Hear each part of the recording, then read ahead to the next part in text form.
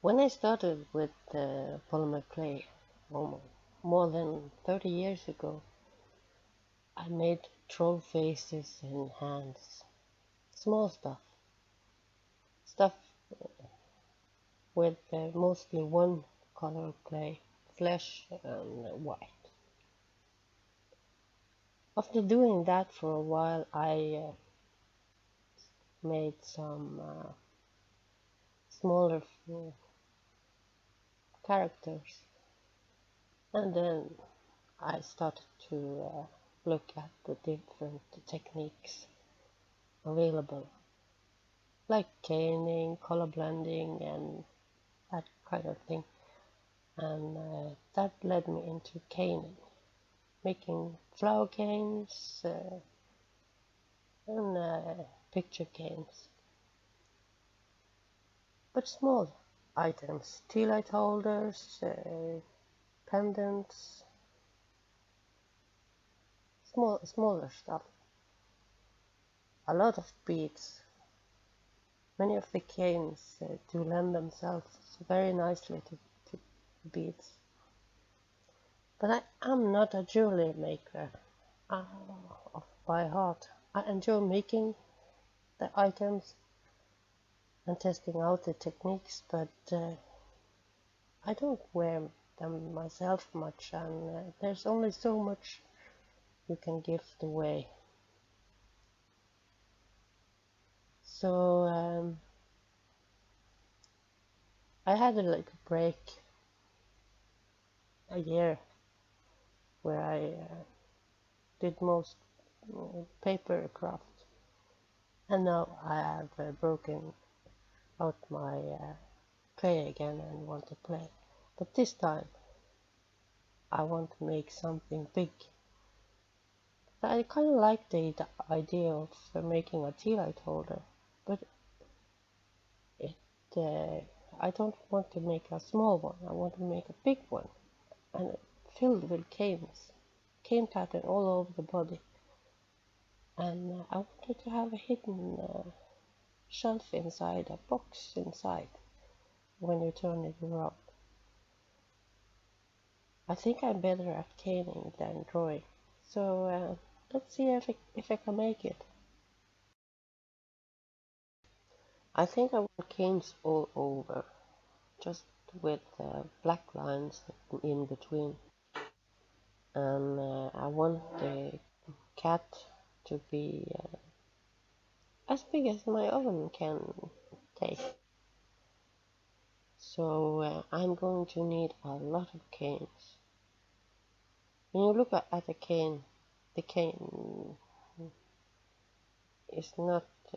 I want my patterns to be small images, small flowers, and if it's 1 by 1 centimeter, then I'm going to need a lot of them. So I do know that you need to make much.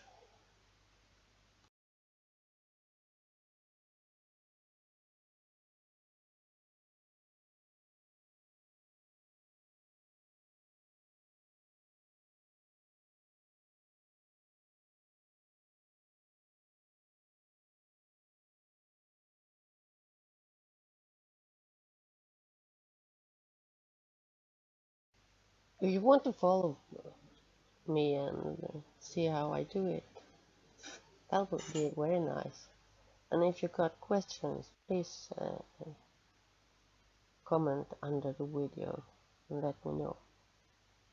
One thing to keep in mind, uh, when you make canes, if you want the pattern to go all the way through, to be identical, you cannot do the canes the way I do it.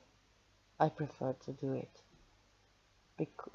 I'll later in the video I will tell you how I put together a cane. But there lot of nice cane videos if you want an identical pattern all the way through. I prefer mine to be slightly, little bit different all the way, so I don't keep it the same. But I'm not going to make geometrical pattern sheets, so that works for me. But yeah, I'll explain when I make a cane. Now I make a skinner blend, and you might want to look up that. I made many skinner blends, so this looks very random, but I know what I'm doing and where I want the colors to blend. So look up how to make skinner blend. There are several ways to do it, and this is only my way for this particular cane. I want the flowery part of it, not the center, but petals to be shaded, and I need a gradient to do that, and this is how I choose to make this for this one. Later I will make a proper, I'm a more organized skinner blend for a different cane. But for this flower I want to do it this way. I always use my pasta machine for the blending. You can use an acrylic rod or something else and just fold the clay over itself, making sure you keep the same color when you fold. I think this I approx 25 times to get the blend I want, and sorry about the camera, it's my cell phone and I had to move it, so kind of dizzy. Folding the clay, every time you fold the clay over itself when you make a skinner blend, pay attention to where the colors are. Same on same, or else you get a muddy looking dark green or shade of gray, dark shade of gray, depending on what you started with. And yeah,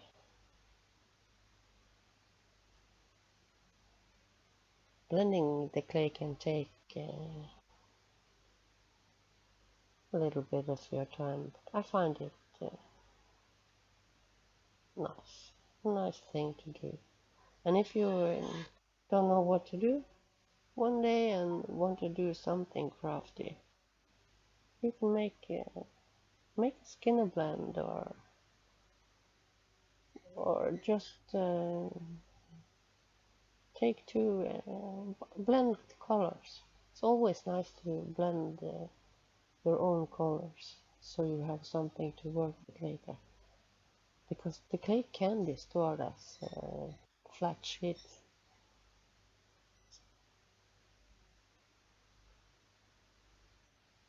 It's an old pasta machine, so it's squeaky,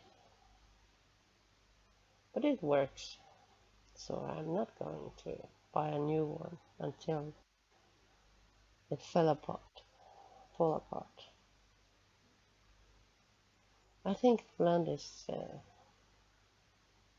how I want it to be, so now I'm going to make a fan fold, not a round but a squarish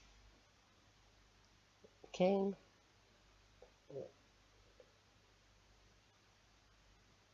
no, not cane, a square rectangle heap of clay, but with the colors going from the blue to the other one. Make sure to push every layer down to avoid trapping air. Air pockets can easily destroy many hours of hard work. It's pay attention to the air pockets in them, so you don't trap air. Get them out. Poke holes. Cut. Do whatever. Squeeze it. Get them out.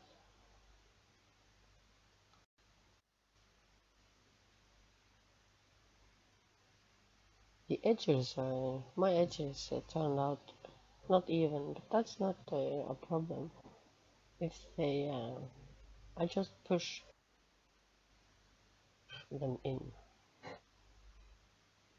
No need to cut them off and make a perfect edge. Just push. I'm pushing this to make it a rectangle,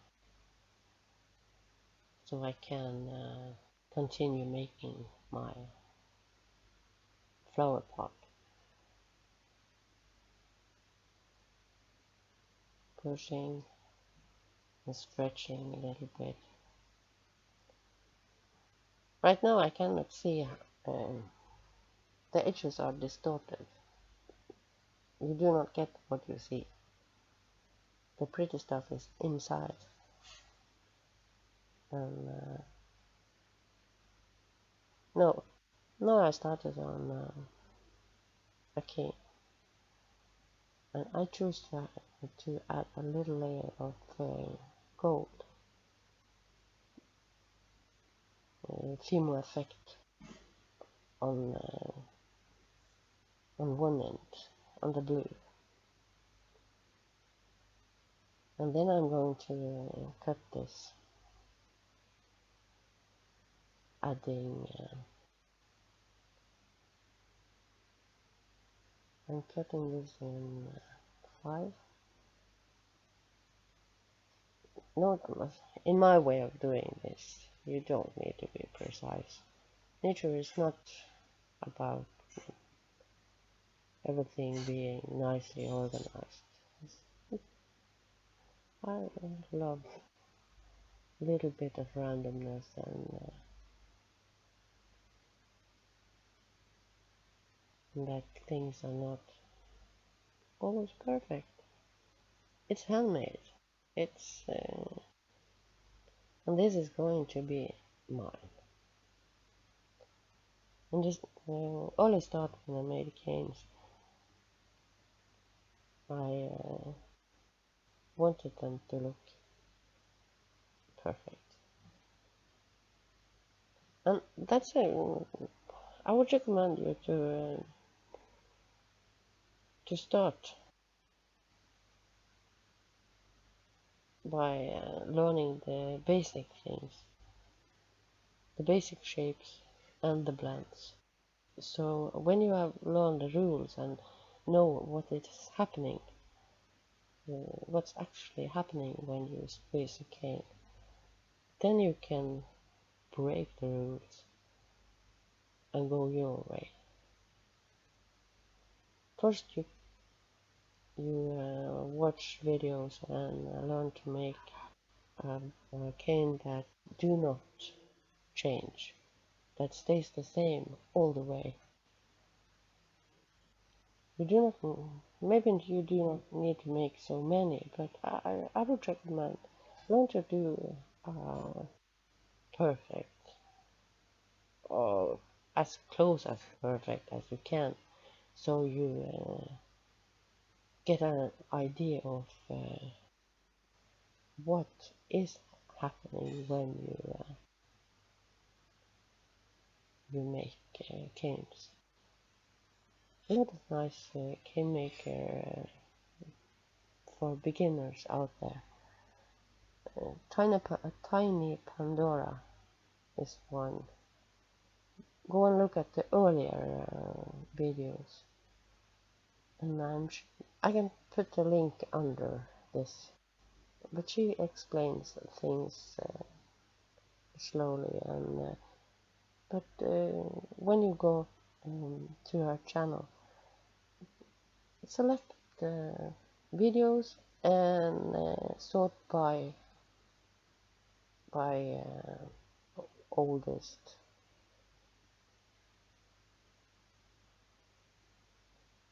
No, and all